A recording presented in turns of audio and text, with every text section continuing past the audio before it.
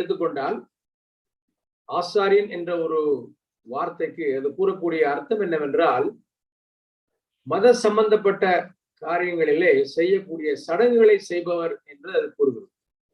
It also defines the priest as a mediatory agent between the people and the deity.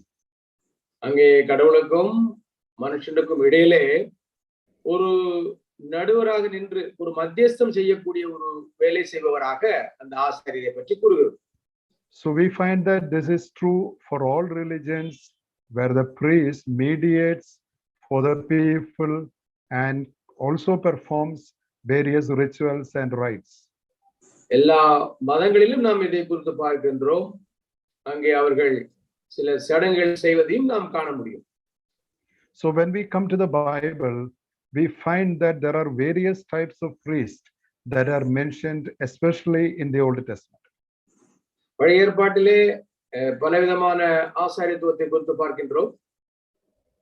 And in the pre-Israeli period, that is in the ANE culture, that is ancient Near Eastern culture, the first sons, the first male sons of the family performed the duties of a priest. அங்கே நாம் என்ன பார்க்கிறோம் என்றால் ancient near east, அதாவது அந்த பழைய மிக பழைய காலத்திலே இருக்கக்கூடிய அந்த காலத்திலே என்ன பார்க்கிறோம் என்றால் அங்கே ஒரு குடும்பத்தினுடைய மூத்த மகன் ஆசாரியத்துவத்தின் வேலையை செய்தார். So we find in the Bible that people like Job and Abraham, they offered sacrifices, they built altars, and they also prayed for other people. They were not officially priests. நாம் வேதத்திலே பார்க்கும் பொழுது யோபு, ஆபிரகாம் என்பவர்களை குறித்து வாசிக்கின்றோம். அவர்கள் அங்கே ஆசாரியர்கள் என்ற ஒரு வேலையை அவர்கள் செய்து வந்தார்கள். ஆனால் அவர்கள் அங்கே ஆசாரியத்துவம் என்று பிற்காலத்திலே பார்ப்பதை போன்ற தகுதிகள் அவர்களுக்கு இல்லாமல் இருந்தது. Then we read about Melchizedek, who was the king of Salem and also the priest of the Most High God. மெல்கிசேதேக்கை குறித்து வாசிக்கின்றோம். எருசலேமின் ராஜாவாக இருக்கின்றார். இங்கே உன்னத தேவனுடைய அவர் ஆசாரியராகவும் இருக்கின்றார். And we read about Moses' father-in-law Jethro, who was a Midianite priest. மோசேயினுடைய மாமனார் எத்ரோவை குறித்து வாசிக்கின்றோம்.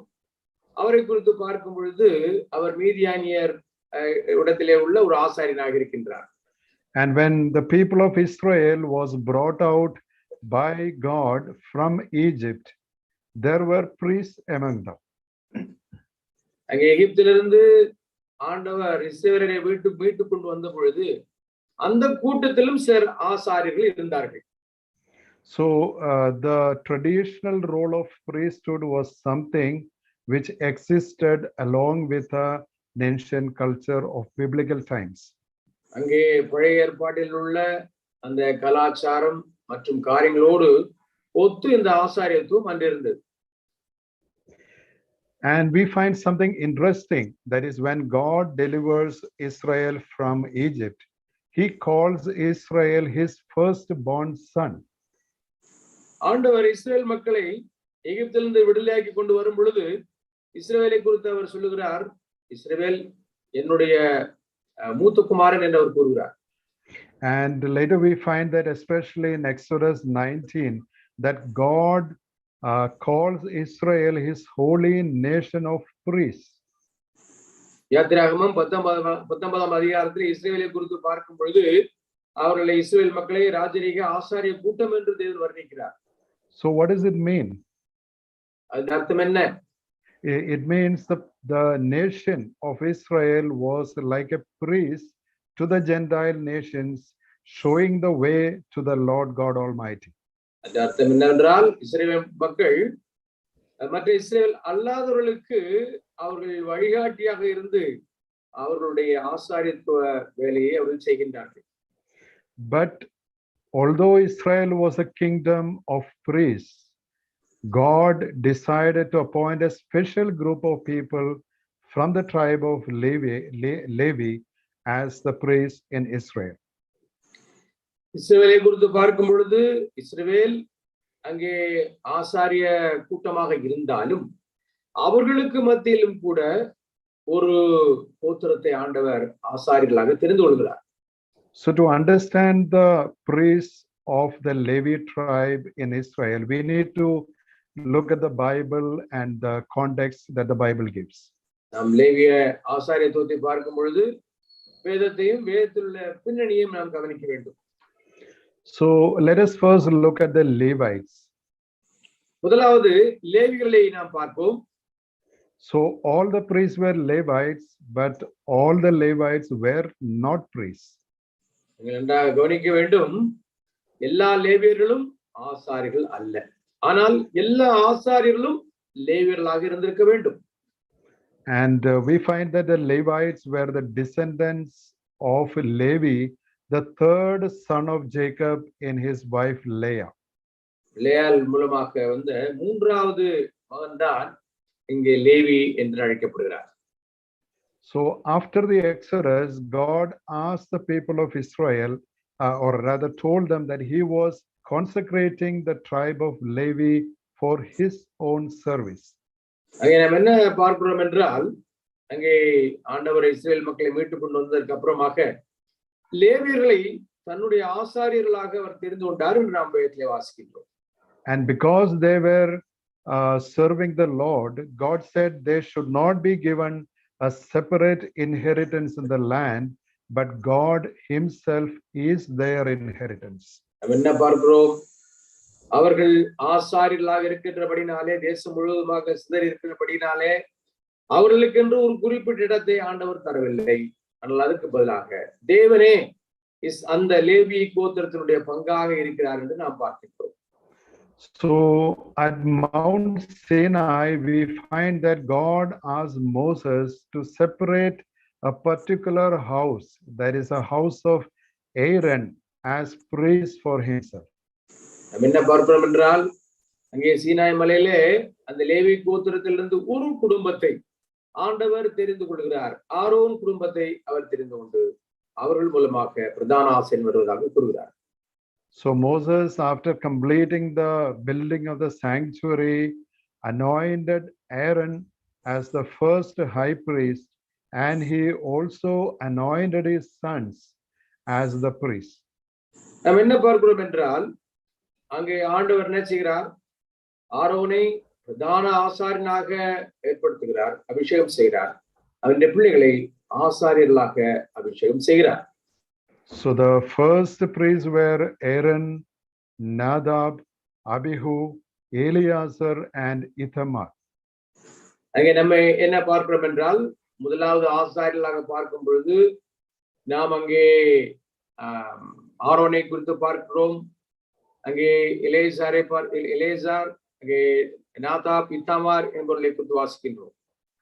And even to date, the priests of Israel, the priestly class of Israel, belongs only to the family of Aaron. இன்றும் கூட அந்த ஆசாரிய துவத்தை குறித்து பார்க்கும் பொழுது ஆரோன் குடும்பத்தினர் மட்டுமே ஆசாரியர்களாக இருக்க வேண்டும். But at the same time, God also did something else. He gave the Levite tribe as a help, as a gift to the sons of Aaron, so that they can help him in the duties of the sanctuary. என்ன பார்க்கிறோம் என்றால், அங்கே ஆரோனுடைய குடும்பத்தார் ஆசாரியர்களாக இருந்தாலும் அவர்களுக்கு உதவி செய்வதற்காக மற்ற லேவி கோத்திரத்தில் உள்ள மற்றவர்களை அவர் அப்படி ஏற்படுத்துகிறார். So to summarize, God separated the house and descendants of Aaron to be the priests in Israel from the tribe of Levi. என்ன சொல்கிறோம் என்றால், ஆண்டவர் இந்த விதமாக லேவி கோத்திரத்தை ஆசாரியத்துவ ஊழியம் செய்வதற்காக தெரிந்து கொண்டார். And now let us look at the rules and the rules regarding the eligibility that and service that were applicable to the priests. அங்கே ஒரு ஆசாரியன் என்றால் அவனுக்குள்ள குணம் என்ன, பண்புகள் என்னென்ன என்பதை குறித்து பார்க்க போகிறோம். So there was a special writing on the turban of the high priest, which was engraved in gold, saying, "Holy to the Lord." அங்கே ஆரோனுடைய தலைப்பாகையிலே கர்த்தருக்கு பரிசுத்தம் என்று அங்கே பொன்னிலே எழுதப்பட்டிருக்கு. So this was true of all the priests. They were holy and dedicated, or rather consecrated to the service of Yahweh in Israel. எல்லா ஆசாரியர்களும் அந்த விதமாக பரிசுத்த ஊழியத்திற்கு என்று தேர்ந்து கொள்ளப்பட்டவர். So the priest was to be aged between 30 to 50. He has to be a male aged between 30 to 50. ஆசாரியத்துக்கு ஊழியத்திலே வரக்கூடியவர்கள் அங்கே ஒரு ஆணாக இருக்க வேண்டும். 30 வயதிலிருந்து 50 வயது வரைக்கும் உள்ளவர்கள் தான் ஆசாரிய ஊழியத்திற்கு வர முடியும். And only those who were perfectly healthy and good in their form, in their shape, in their body were allowed to be priests. சரீரத்திலே அங்கே முழு அவயவங்களும் உடையவர்கள் மட்டுமே, நல்ல ஆரோக்கியம் உடையவர்கள் மட்டுமே அந்த ஆசாரிய ஊழியம் செய்வதற்கு அனுமதிக்கப்பட்டார்கள். That means those who were blind or lame, blemished or injured, or they had some organs missing or unclean in any way, they were all rejected from priesthood. நம்ம என்ன பார்க்கிறோம் என்றால் அங்கவீனமுடையவர்கள் அங்கே ஆசாரியர்களாக வர முடியாது. And so we find that the priests were supposed to be the role models to the nation of Israel in following the law. லேவியர்களை குறித்து பார்க்கும் பொழுது இஸ்ரவேலர்களுக்கு அங்கே நியாயப்பிரமாணத்தை கடைபிடிப்பதற்கு அவர்கள் முன் மாதிரிகளாக இருக்க வேண்டும். So the priests only knew how to perform the rituals, what were the days that were holy, how they were to be kept, what was the manner of doing things. Everything belonged to the knowledge of the priests.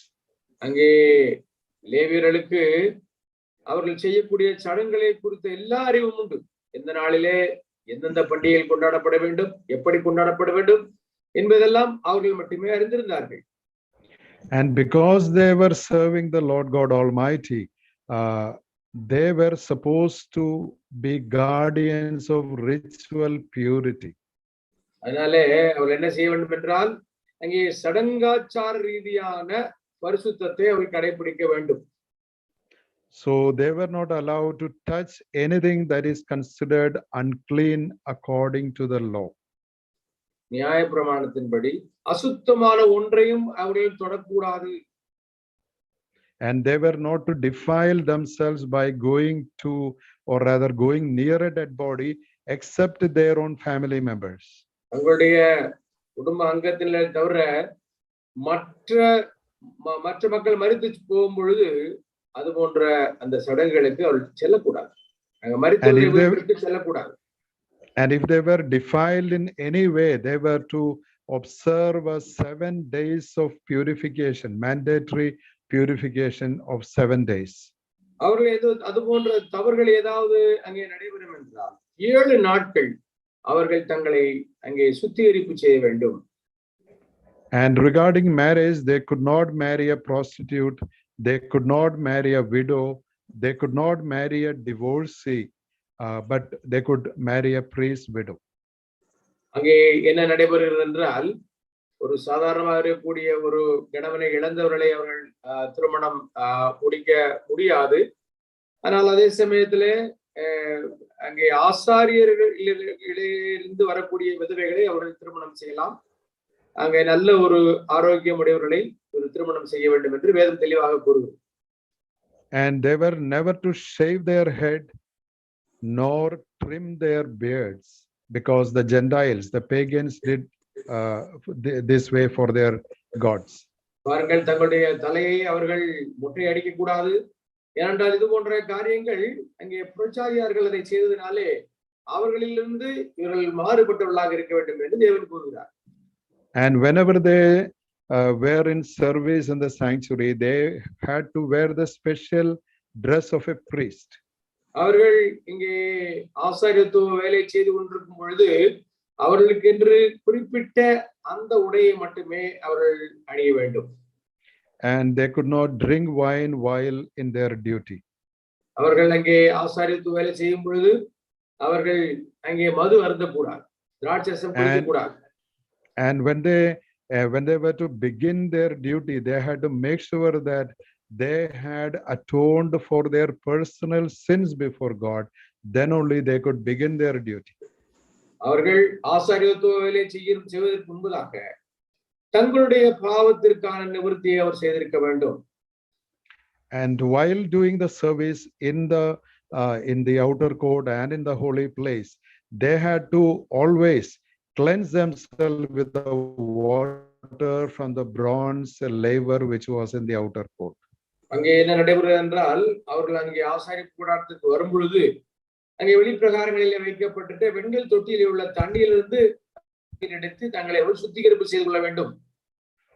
So we find that all these rules and regulations were put in place so that the priest would serve God with ritual purity and holiness and be examples to the society. எல்லாம் எதற்காக செய்யப்படுகிறது என்றால், அவர்கள் இது போன்ற நியாய பிரமாணங்களை கடைபிடித்து மற்ற மக்களுக்கு முன்மாதிரியாக இருக்க வேண்டும். And now let us look at the privileges and also the responsibilities of the priest.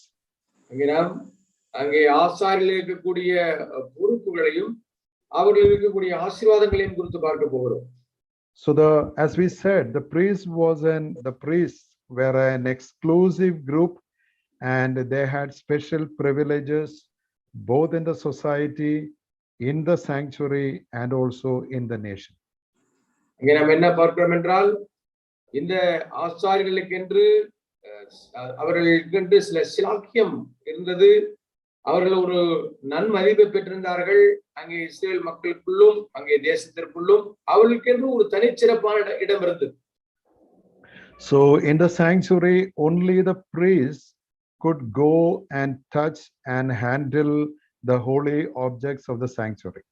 பரிசுத்த ஸ்தலத்திலே சென்று அங்கே உள்ள பரிசுத்த பொருட்களை அங்கே லேவியர்கள் ஆசாரியர்கள் அவர்கள் மட்டுமே அதை தொட முடியும், அதை கைகாரியம் செய்ய முடியும்.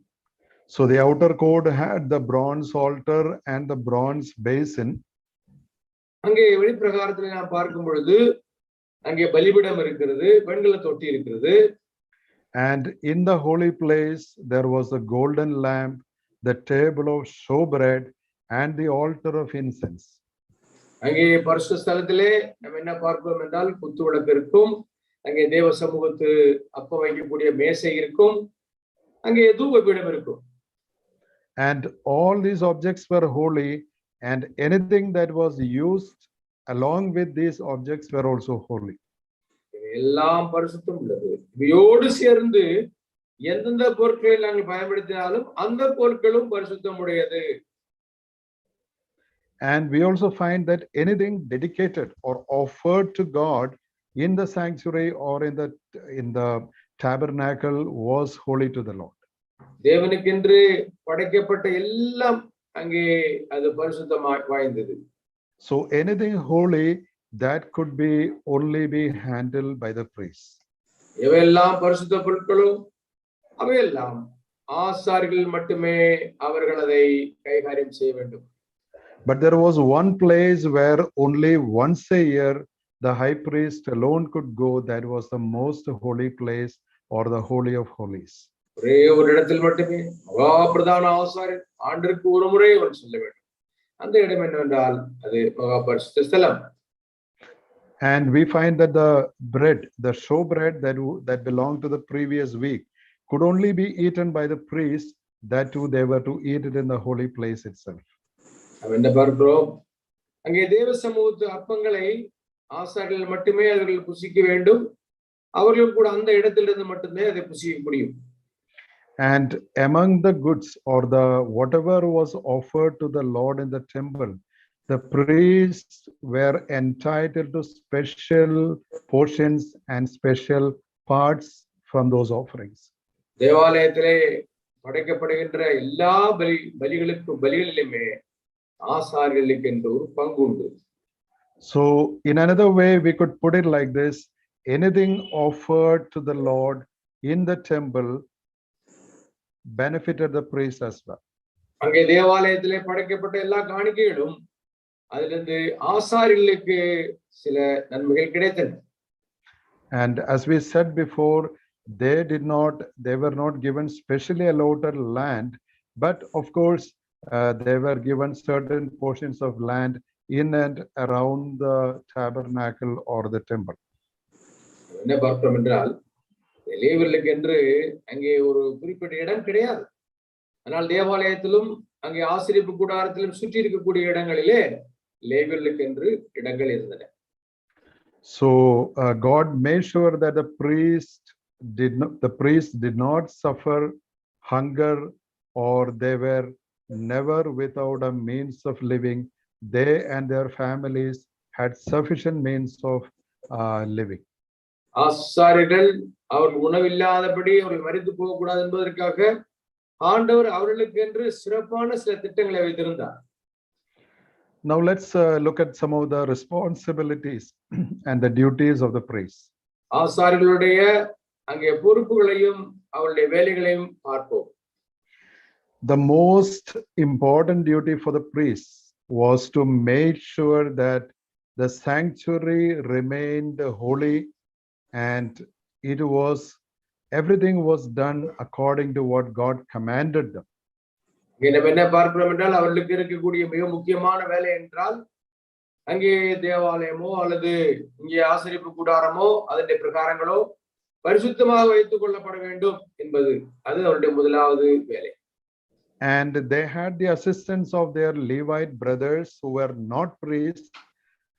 So they helped them with transportation, moving things, collecting things. So all other non-priestly activities, they were supported by their Levite brothers.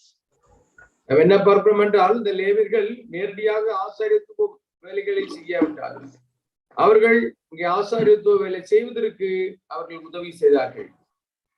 So looking at the priestly duties, every day the priests had to offer the daily sacrifices according to the law. நியாயப்பிரமாணத்தின்படி ஒவ்வொரு நாளும் அவர் குறிப்பிட்ட பலிகளை செலுத்த வேண்டியது அவசியமாக இருந்தது. And there were special offerings on Sabbath, the day of Sabbath, and other holy days. அங்கே ஓய்வு நாள் போன்ற நாட்களிலே மற்ற நாட்களிலே எல்லாம் அவர்கள் சாபத்து நாட்களிலே அவர்கள் இது போன்ற காரியங்களை செய்ய வேண்டும். And the people of Israel came with various kinds of offerings, peace offerings, sin offerings, and thanksgiving offerings. So all these offerings were handled by the priests. அங்கே ஒவ்வொரு பண்டிகைகளிலும் இஸ்ரேல் மக்கள் பலவிதமான காணிக்கைகளை கொண்டு வருவார்கள். அந்த காணிக்கைகள் எல்லாம் இவர்கள் சிறப்பாக கையாள வேண்டும். And if you look at the bronze altar in the outer court, it was a major point of activity because that was where all the sacrifices were offered. அங்கே வெளிப்பிரகாரத்தில் இருக்கக்கூடிய வெண்கல பலிபீடத்தை குறித்து பார்க்கும் பொழுது அது மிக முக்கியமான ஒரு இடம். அந்த இடத்தில் தான் அந்த நாட்களிலே பெரும்பாலான வேலைகள் செய்யப்பட்டன. So moving the animals, bringing them, slaughtering them, separating them, cutting them, handling the fire, the water, the blood, the waste, it was a real hectic activity for the priests related to the altar.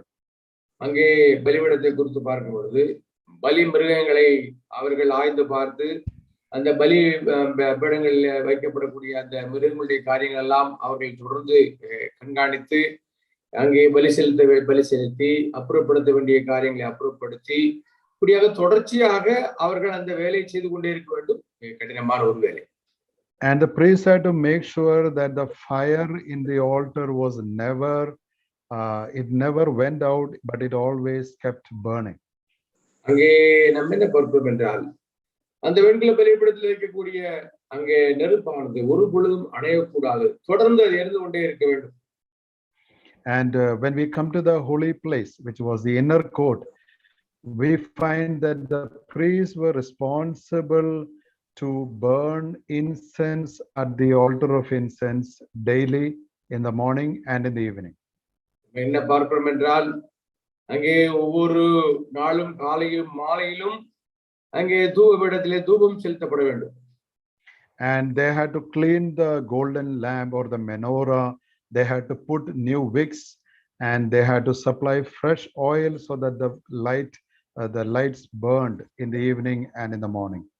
Menorah என்று சொல்லப்பட்ட அந்த குத்துவிளக்கானது ஒவ்வொரு நாளும் இருந்து கொண்டே இருக்க வேண்டும் என்றால் அதனுடைய திரிகள் கத்திரிக்கப்படப்பட்டு எண்ணெய் ஊற்றப்பட்டு அந்த ஜுவாலையானது எப்பொழுது இருந்து கொண்டே இருக்க வேண்டும். And they had to make sure that the showbread was removed at the end of a week and it was consumed by the priest, and they had to put there the new bread that was brought in. அங்கே நம்ம என்ன பார்க்கிறோம் என்றால் ஒவ்வொரு நாளும் அந்த அப்பத்தை ஆசாரியர்கள் புசிக்க வேண்டும். புதிய புதிய அப்பங்கள் தினந்தோறும் மேசையிலே வைக்கப்பட வேண்டும். And when we read especially the book of Leviticus, we find that there are so many little and detailed observations or regulations regarding these sacrifices. It was a priest's duty to make sure that everything was done according to the instructions of God. லேவியராகம புத்தகத்தை வாசிக்கும் பொழுது பலிகள் எப்படி செலுத்தப்பட வேண்டும் என்ற காரியங்களை குறித்து மிக நுட்பமாக அங்கே சொல்லப்பட்டிருக்கிறது. அதெல்லாம் மிக ஜாக்கிரதையாக கவனிக்க வேண்டியது ஆசாரியர்களுடைய வேலை. And we also know that besides the regular sacrifices, the people brought various offerings to God. Even in the New Testament, we find that. So people brought grain, they brought money, they brought animals. So they contributed many things in material form to the temple, and the priests were responsible to receive it, account it, and also to store it. பலிகளை அங்கே உள்ள இஸ்ரவேல் மக்கள் அங்கே தொடர்ந்து செய்யும் பொழுது அவர்களை கண்காணிப்பதும் அவர்களை குறித்து பதிவுகள் செய்வதும் இது போன்ற காரியங்களை செய்வதெல்லாம் லேவியருடைய வேலைகளாக இருந்தன. And during the time of tabernacle, that is before the temple was built, the tabernacle was made so that it can be moved from place to place. அங்கே தேவாலயம் கட்டப்படுவதற்கு முன்பதாக ஆசரிப்பு கூடாரமானது எதற்காக கட்டப்பட்டது என்றால் ஒரு இடத்திலிருந்து மற்ற இடத்திற்கு அதை கொண்டு செல்வது எளிது என்பதனால். So except the Levites and the priests, no one could carry these things, but the priests were responsible to dismantle the existing structure, cover it up properly, and also make sure that it was transported properly. அங்கே லேவியர்களை குறித்து ஆசாரியர்களை குறித்து பார்க்கும் பொழுது இந்த பரிசுத்த பொருட்கள் எல்லாம் மிக ஜாக்கிரதையாக அவைகள் ஒரு இடத்திலிருந்து இன்னொரு இடத்திற்கு மாற்றப்பட வேண்டும்.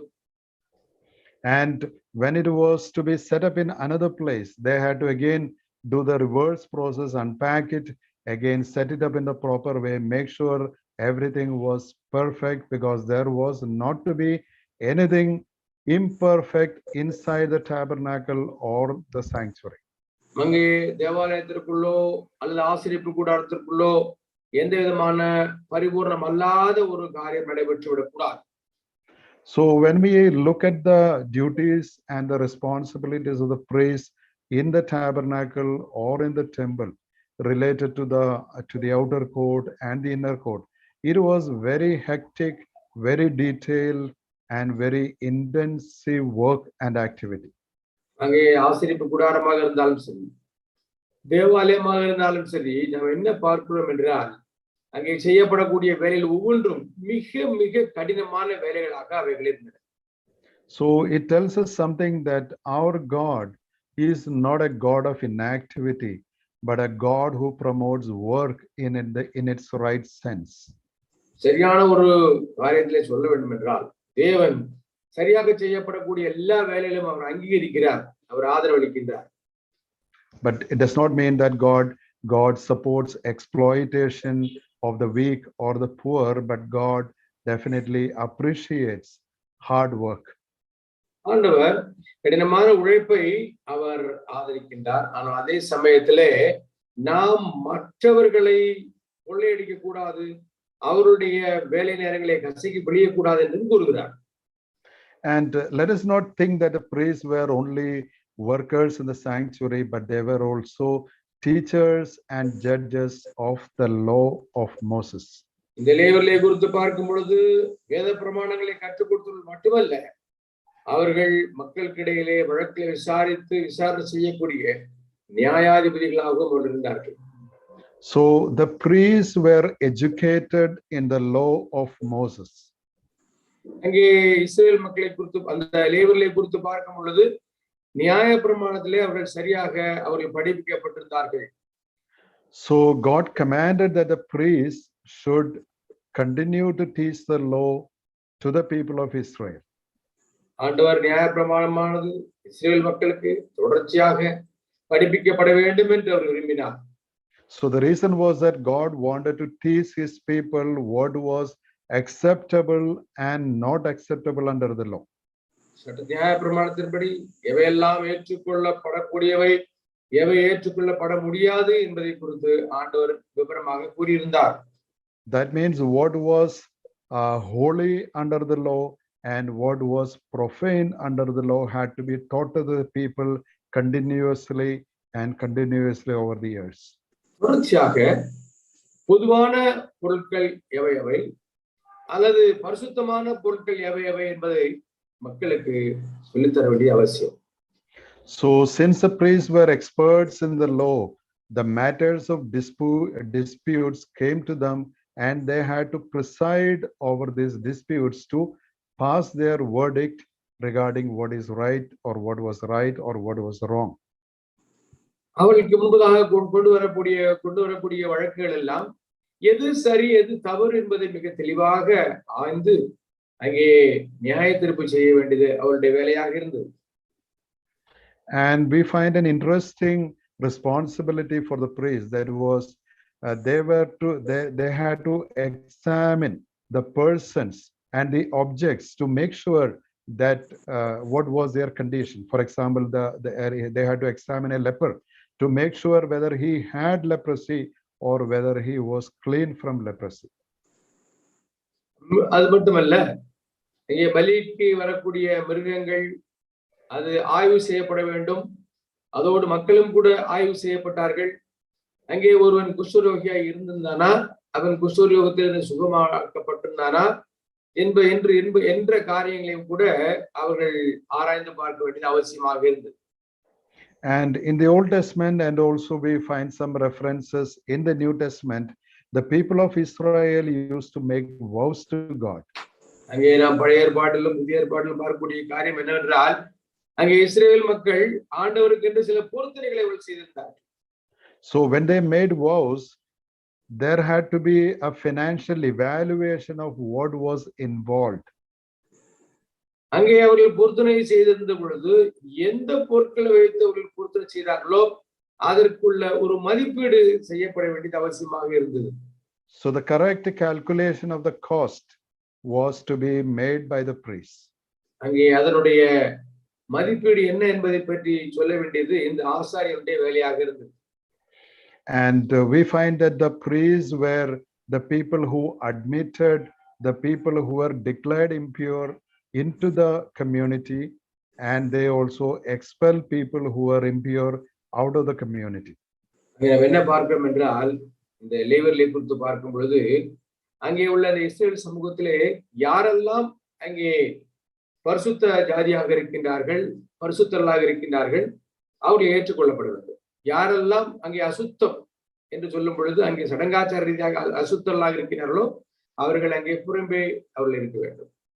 So we find in the New Testament Jesus telling the lepers to go and show themselves to the priest and do whatever is prescribed according to the law of Moses, so that they can be admitted as normal community members of Israel. இங்கே சில குஷ்டரோகிகளை சுத்தமான சமயத்திலே அவர் சமூகத்திலே ஏற்றுக்கொள்ளப்படவும் தேவாலயத்திலே அவர்கள் அனுமதிக்கப்படவும் அவர்கள் செய்ய வேண்டிய காரியம் என்னவென்றால், அவர்கள் ஆசாரியர்களிடத்திலே சென்று தங்களை பரிசோதித்து பார்த்து தாங்கள் சுத்தமானார்களா என்பதை அவர்கள் மூலமாக தெரிவு செய்து கொள்ள வேண்டும்.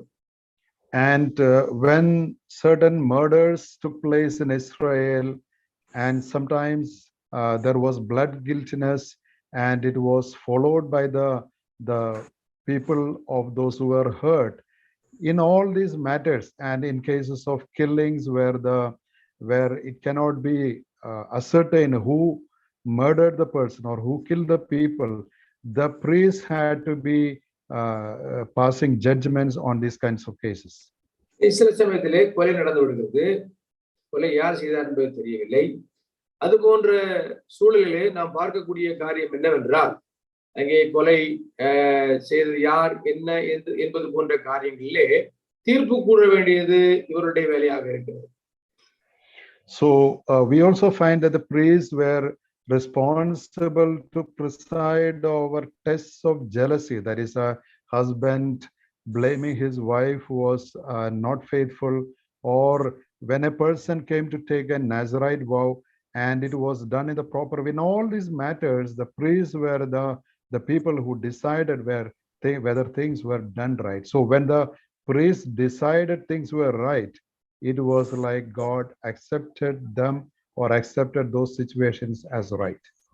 ஆசாரியர்கள் அவர்களை குறித்து பார்க்கும் பொழுது அவர்கள் சொல்லக்கூடிய செய்யக்கூடிய காரியங்கள் தேவனால் அங்கீகரிக்கப்பட்டவை. அவர்கள் அதை சொல்லும் பொழுது செய்யும் பொழுது தேவன் அதை அங்கீகரித்ததாக, தேவனே சொன்னதாக சொல்லப்படுகிறது. சில சமயத்திலே கணவர் என்ன செய்கிறார், மனைவி மேல் அங்கே பொறாமை வருகிறது, அந்த மனைவி விபச்சார பாவத்தில் ஈடுபட்டு விட்டாள் என்றெல்லாம் சொல்லப்படுகிறது. அது போன்ற காரியங்களிலே சரியா தவறா என்பதை குறித்து சொல்வது லேவியர்கள்.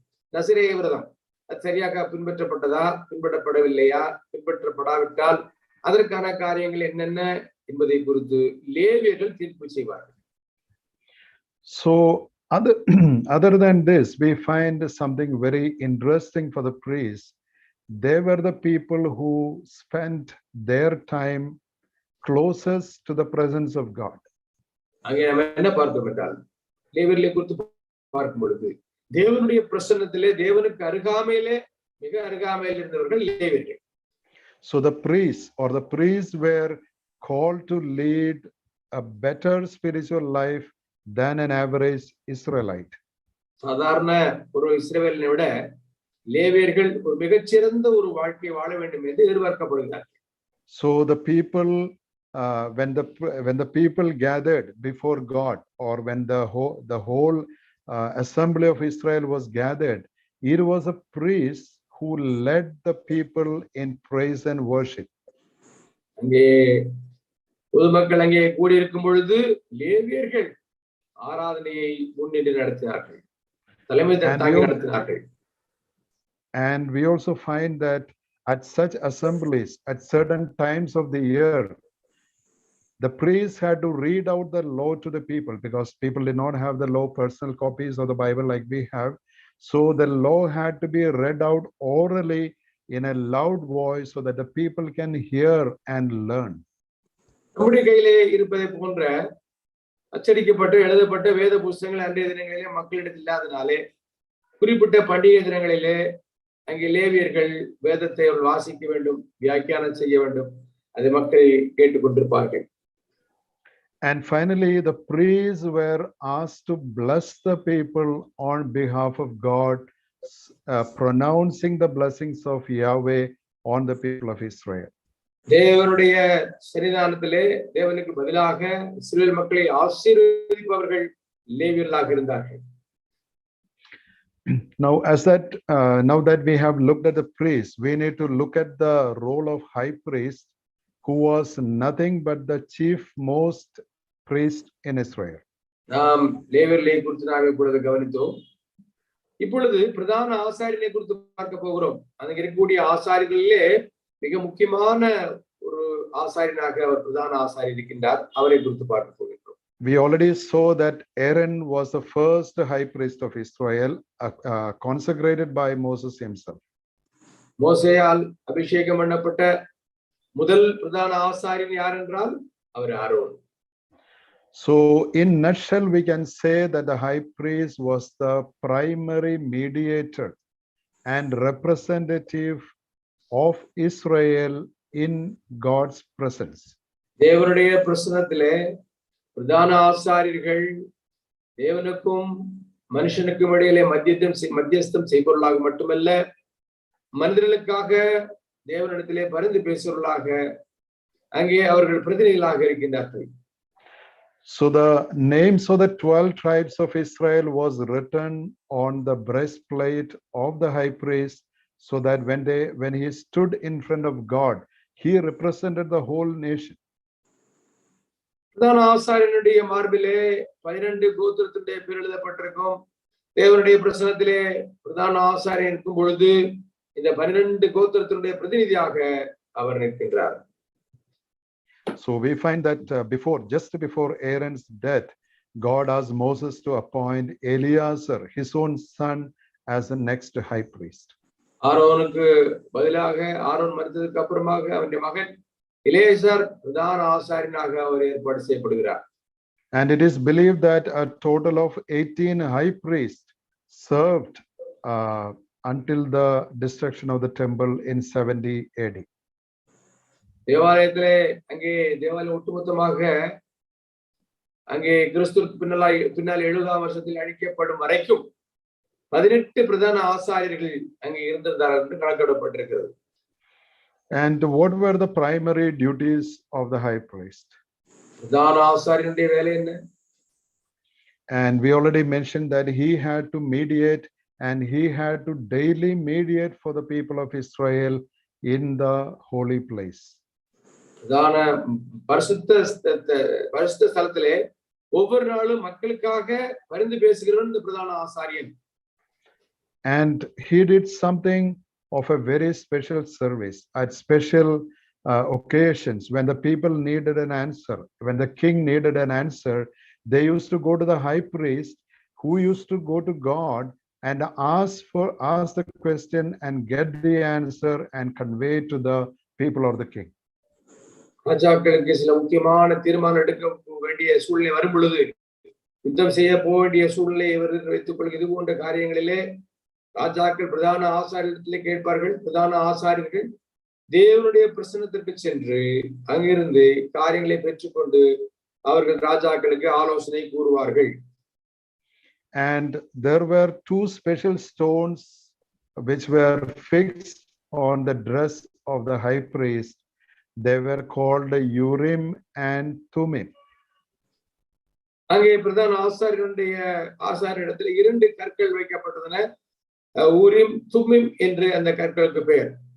So we find that God had instructed the high priest to use these stones to find an answer or to pass a verdict in situations when he did not know the right answer. சரியான பதில் என்னவென்று தெரியாமல் இருக்கும் பொழுது ஊரிம் தும்மிம் என்பவருடைய உதவினாலே பிரதான ஆசாரியன் சரியான தீர்மானத்தை எடுத்து அங்கே ராஜாக்களுக்கு சொல்ல வேண்டும். So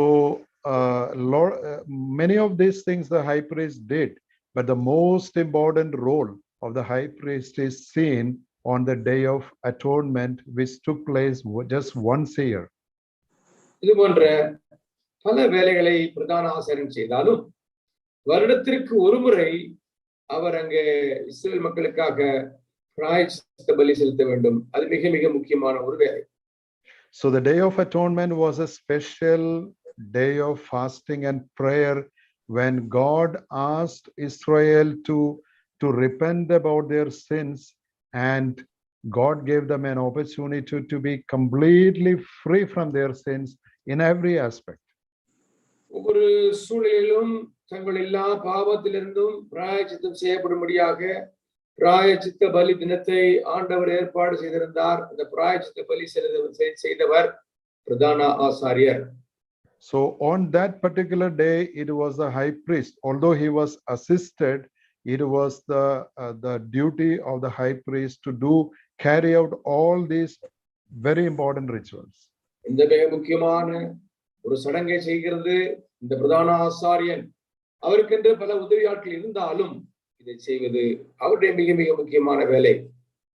So before he started to make atonement for the nation of Israel, he had to first make atonement for his own sins and for the sins of all the priests. அன்று அவர் மக்களுக்காக பிராயச்சித்த பலி செலுத்துவதற்கு தனக்காகவும் தன்னோடு இருக்கக்கூடிய ஆசாரியர்களுக்காகவும் அவர் பிராயச்சித்த பலி செலுத்த வேண்டியது அவசியமாக இருந்தது. Then next he made atonement for Israel by offering the ram of atonement as sacrifice. அடுத்து என்ன பார்க்கிறோம் என்றால் அங்கே இஸ்ரேல் மக்களுக்காக ஒரு கிடா பலி செலுத்தப்படுகிறது. And then he went to the holy place, went to the altar of incense and offered incense along with prayers for a long time until he was sure that God's mercy was upon him.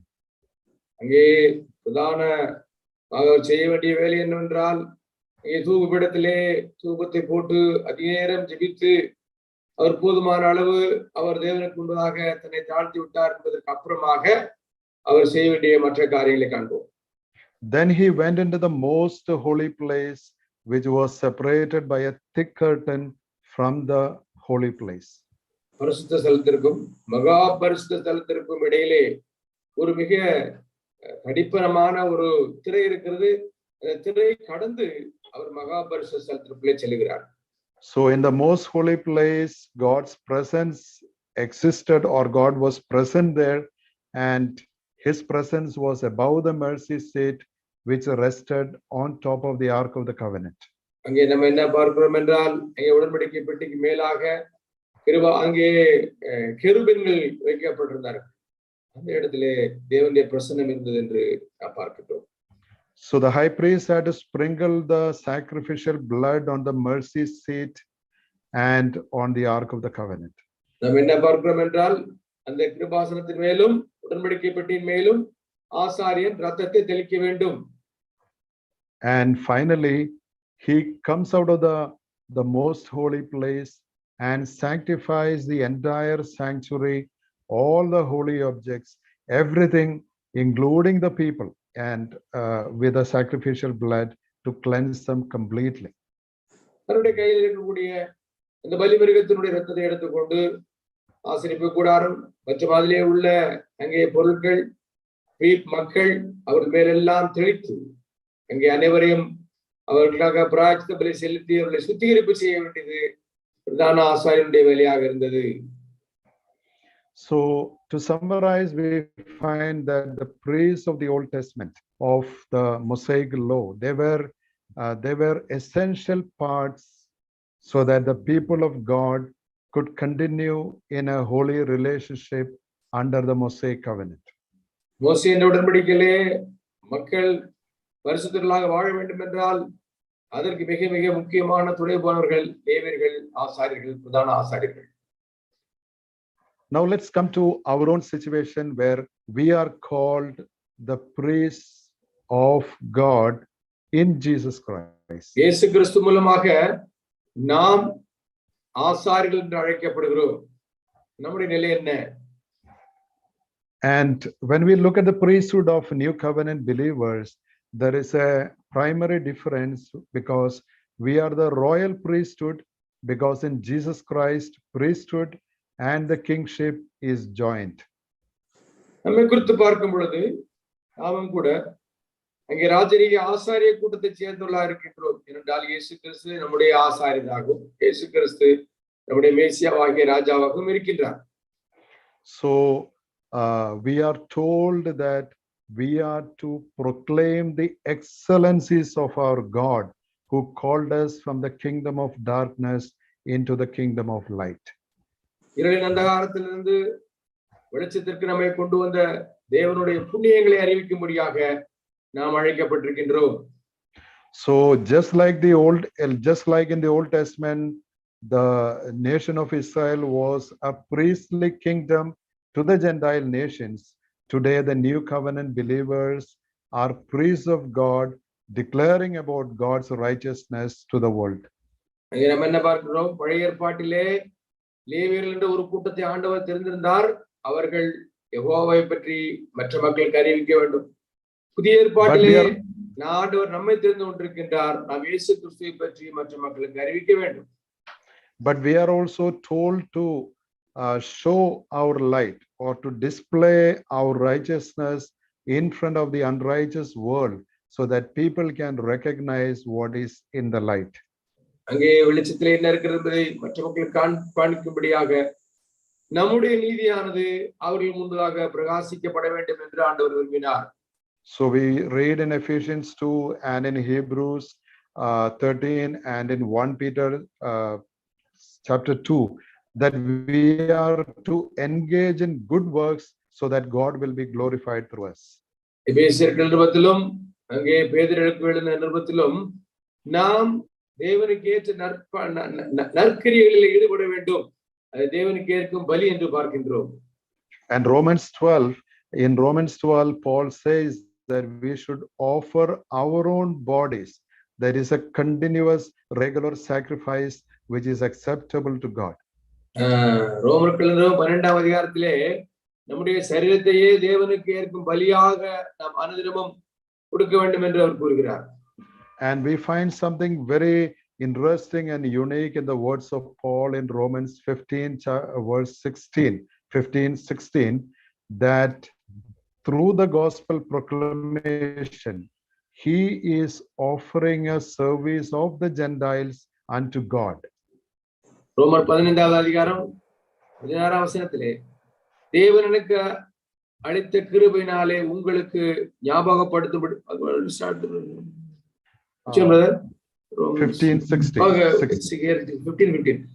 அப்படி இருந்தும் சகோதரரே, புறஜாதியாராகிய பலி பரிசுத்த ஆவினாலே பரிசுத்தமாக்கப்பட்டு தேவனுக்கு பிரியமான பலியாகும்படிக்கு நான் தேவனுடைய சுவிசேஷத்தை ஊழியத்தை நடத்தும் ஆசாரியனாக இருந்து புறஜாதியாருக்கு இயேசு கிறிஸ்துவினுடைய ஊழியக்காரனாக பொருட்டு என்று வாசிக்கின்றோம். So Paul says that this is a special sacrifice that is very pleasing to God. We are offering the fruits of the Gentiles to God through the gospel. அங்கே புறஜாதியருடைய அங்கே பலனாக ஆண்டவர் அந்த மக்களை பலியாக கொடுக்கின்றார் என்று நாம் வேதத்திலே வாசிக்கின்றோம். And I want to wind up by saying that the study of the priesthood of Israel should lead us to examine our own commitment to Jesus Christ and to God. இஸ்ரவேலிலே உள்ள ஆசாரியத்துவத்தை குறித்து படிக்கும் பொழுது நம்முடைய நிலை என்ன, நம்முடைய ஆசாரியத்துவத்தின் நிலை என்ன, இயேசு கிறிஸ்துவுக்கான அடுத்த காரியம் என்ன என்பதை நம்மை ஆராய்ந்து பார்க்க வேண்டும். And I want to leave you with a real example of an Old Testament priest called Ezra. ஏற்பாட்டிலே எஸ்ரா என்ற ஒரு லேவியனை குறித்து ஆசாரியனை குறித்து நாம் வாசிக்கின்றோம். In Ezra chapter 7 verse 10, in Ezra chapter 7 verse 10, we read something unique. Ezra decides to set his heart to study the law of the Lord and to do it, and also to teach his statutes and rules in Israel. Ezra 7ஆவது அதிகாரம் 10ஆம் வசனத்திலே கர்த்தருடைய வேதத்தை ஆராயவும் அதன்படி செய்யவும் இஸ்ரவேலிலே கட்டளைகளை நீதி நியாயங்களை உபதேசிக்கவும் எஸ்ரா தன் இருதயத்தை பக்குவப்படுத்தியிருந்தான் என்று வாசிக்கின்றோம். So that means as the new covenant priests in Jesus Christ, it is our duty to glorify God by our own obedience, our own life, then spread this way of life among those who do not know God. நம்முடைய வாழ்க்கையின் மூலமாகவும் நம்முடைய கீழ்ப்படிதல் மூலமாகவும் நாம் தேவனை பற்றி மற்ற மக்களுக்கு சொல்ல வேண்டியது அவசியமாக இருக்கின்றது. So the principles of learn, practice and also propagate applies to us even today. நாம் படிக்க வேண்டும், நம்முடைய வாழ்க்கையிலே கடைபிடிக்க வேண்டும், அதை மற்றவர்களுக்கு அறிவிக்க வேண்டும் என்கிற காரியங்கள் நமக்கும் பொருந்தும் இன்றைய தினத்திலும். May God bless you all. Thank you. தேவன் நம்மை ஆசீர்வதிப்பாராக. ஆமென். ஜெபிப்போம். நல்ல ஆண்டவரே, இஸ்ரவேலின் ஆசாரியத்துவத்தை குறித்தும் பிரதான ஆசாரியரை குறித்தும் நாங்கள் படிக்க கர்த்தருக்கு செய்த கிருபைக்காக நன்றியோடு ஸ்தோத்திரிக்கிறோம். இது எங்களுடைய வாழ்க்கையிலே அறைகூவல் கொடுக்கத்தக்கதான ஒரு செய்தியாக இருக்க கர்த்தர் உதவி செய்யும். இஸ்ரவேலை பரிசுத்தமாக காத்துக் கொள்வதற்காக ஆசாரியத்துவம் ஏற்படுத்தப்பட்டது என்பதை நாங்கள் பார்க்கிறோம். கர்த்தாவே, இஸ்ரவேல் உள்ள அந்த ஆசாரியர்கள், லேவியர்கள் உலகம் அனைத்திற்கும் அவர்கள் மத்தியத்தில் செய்து மற்ற மக்களுக்கு தேவன் யார் என்பதை பற்றி கூறினார்கள் என்று பார்க்கின்றோம். புதிய ஏற்பாட்டிலும் நாங்கள் ராஜரீக ஆசாரியர்களாக இருந்து கர்த்தாவே மற்ற மக்களுக்கு மத்தியஸ்தம் செய்யவும் மற்ற மக்களை மண்ணிலே கொண்டு வரவும் கர்த்தர்களுக்கு உதவி செய்ய வேண்டும் என்று கெஞ்சிரோம். பிரதான ஆசாரியரை குறித்து நாங்கள் வாசித்தோம் ஆண்டவரே. அதே போல கர்த்தாவே நாங்களும் மற்றவர்களை மண்ணிலே கொண்டு வர கர்த்தர்களுக்கு உதவி செய்ய வேண்டும் என்று கெஞ்சிரோம். இந்த காரியங்கள் எல்லாம் படிக்க எங்களை கற்றுக்கொண்டிருக்க ஸ்தோத்திரம். குறிப்பாக எஸ்ராவுடைய வாழ்க்கையிலே பல காரியங்களை எஸ்ரா கற்றுக்கொண்டு அதை கடைபிடித்து மற்ற மக்களும் அதை கீழ்ப்படிய வேண்டும் என்று அவர் உற்சாகப்படுத்துவதை பார்க்கிறோம். இதே போன்ற காரியங்களை நாங்கள் செய்ய எங்களுக்கு உதவி செய்யுங்க. உடைய கிருபைகளை தாங்கிடம் கர்த்தர் ஆசீர்வதியும். இயேசுவின் மூலம் ஜெபங்கள் ஜீவனுள்ள பிதாவே.